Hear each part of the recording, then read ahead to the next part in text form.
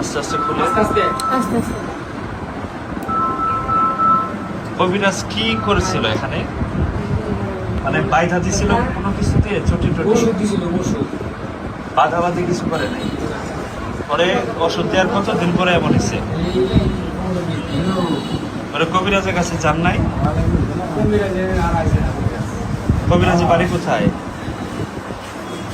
চিনেন না? আচ্ছা দেখা যাক।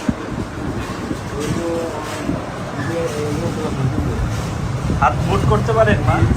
এই কিস্তাই করতে পারে সব একেবারে এমন হয়েছে কতদিন হলো? এই ৬-৭ দিন এরকম আছেন বা ২ দিন ধরে এরকম আচ্ছা ঠিক আছে।